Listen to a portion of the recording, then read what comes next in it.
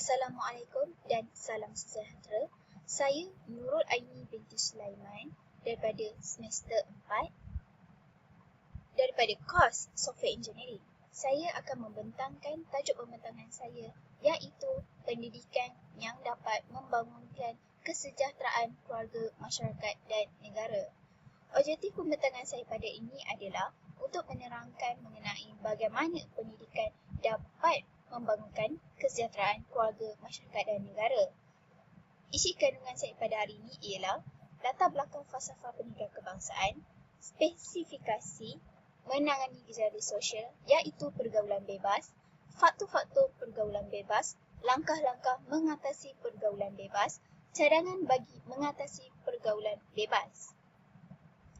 Pada hari ini, saya akan mengaitkan bagaimana pendidikan dapat menangani pergaulan bebas.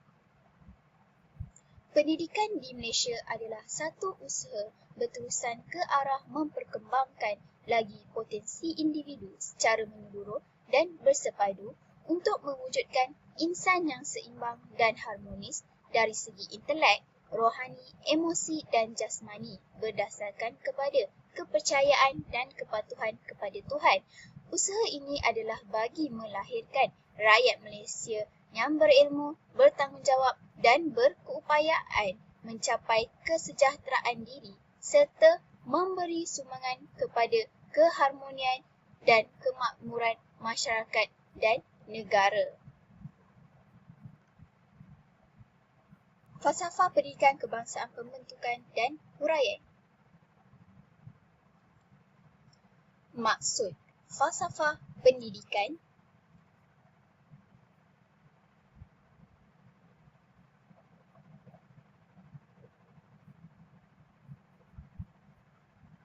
pembentukan falsafah pendidikan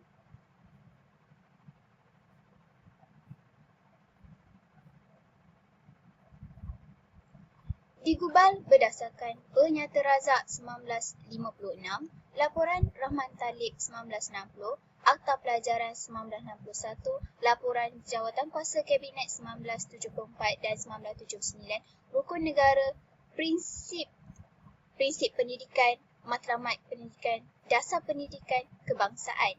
Falsafah pendidikan kebangsaan diumumkan secara rasmi pada 1988. Petikan falsafah pendidikan kebangsaan. Unsur-unsur falsafah pendidikan kebangsaan. Pendidikan sepanjang hayat. Memperkembangkan potensi individu dari sudut intelek, rohani, emosi dan jasmani. Insan yang seimbang dan harmonis iaitu menghayati dan memiliki ilmu pengetahuan dan berakhlak mulia. Kepercayaan dan kepatuhan kepada Tuhan iaitu mengakui akan wujudnya Tuhan. Rakyat Malaysia yang berilmu,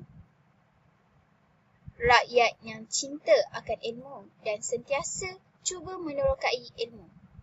Rakyat Malaysia yang berketerampilan iaitu rakyat yang memiliki ilmu pengetahuan, kemahiran dan kelayakan yang sesuai dalam pelaksanaan tugas. Sekian, terima kasih.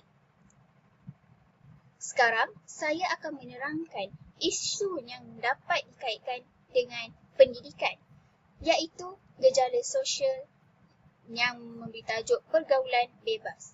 Apakah yang dimaksudkan dengan pergaulan bebas? Pergaulan bebas sering diertikan dengan sesuatu yang negatif seperti seks bebas, kehidupan malam dan sebagainya. Istilah ini diadaptasi daripada budaya barat iaitu kebebasan melakukan sesuatu tanpa takut menyalahi norma-norma masyarakat.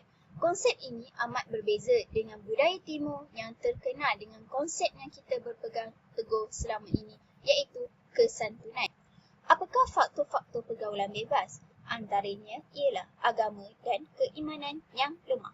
Kebanyakan remaja yang melibatkan diri dalam pergaulan bebas adalah disebabkan mempunyai kelemahan iman, ketandusan ilmu dan kurang penghayatan agama mendorong mereka untuk dikuasai nafsu tanpa menggunakan akal fikiran yang waras. Kedua, dunia cinta remaja. Di zaman yang canggih ini, pergaulan bebas antara lelaki dan perempuan yang bukan mahram telah dilihat sebagai satu kemajuan dalam pembentukan masyarakat yang lebih maju, tetapi bukan sebagai pelanggaran perintah Allah dan hilang sifat ketimuran yang menjaga adab tata susila yang telah ditelan oleh perubahan zaman. Ketiga, pengaruh media massa dan pendedahan bahan lucah. Kemudahan internet sememangnya mengubah pemikiran manusia di seluruh dunia. Internet menjadi teman rapat sehingga dapat mempengaruhi kalangan remaja berbanding media massa lain. Ini adalah disebabkan oleh sifat yang mudah menerobos sempadan, iaitu suka disekat, ditapis dan dihalang. Kita dapat melihat daripada sini, iaitu artikel menunjukkan pergaulan bebas UTP yang terlalu bebas. Sekarang saya akan memberitahu iaitu apakah ciri-ciri pergaulan bebas. Ciri-ciri pergaulan bebas ialah penghamburkan harta untuk memenuhi keinginan seks bebas dan menimbulkan perilaku munafik dalam masyarakat. Rasa tahu yang besar selalu ingin melawan, rasa ingin mencuba dan ingin merasakan, terjadi perubahan-perubahan emosi, fikiran, mudah mengalami kegelisahan, rasa tidak sabar dan Sekarang saya akan memberitahu apakah langkah-langkah yang dapat mengatasi pergaulan bebas. Yang pertama, peranan ibu bapa. Ibu bapa perlu memainkan peranan yang penting dalam mengatasi masalah pergaulan bebas ini. Ibu bapa harus mengambil berat tentang pergaulan anak-anak. Rakan-rakan anak harus dikenali dengan lebih mendalam. Ibu bapa perlu mengawasi perilaku anak-anak. Yang kedua, peranan pihak sekolah. Guru perlu memainkan peranan penting dalam mendidik anak-anak murid dengan mengambil berat akan masalah yang ditimpa mereka, mungkin disebabkan kekosongan dan tiada tempat untuk meluah perasaan dan mereka mencari alternatif lain untuk meluahkan perasaan. Sebagai seorang guru yang berwibawa, perlulah menunjukkan contoh yang baik dengan menjaga kelakuan dan sentiasa tenang dalam mengendalikan pelajar. Ketiga, peranan masyarakat atau jiran tetangga. Sebagai masyarakat yang hidup secara demokrasi dan berjiran, perlulah mengambil berat mengenai hal jiran tetangga bak kata pepatah menjaga tepi kain orang.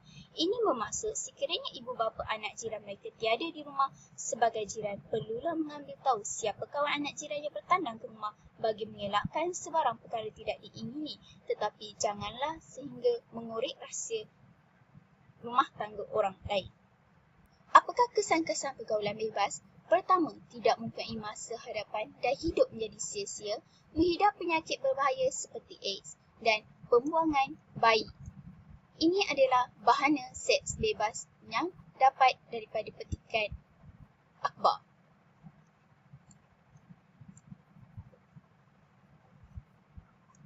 Cadangan saya bagi mengatasi pergaulan bebas. Sebagai masyarakat yang berteduh di bawah negara yang sama, saya berpendapat bahawa melalui pendidikan dapat mengatasi masalah pergaulan bebas.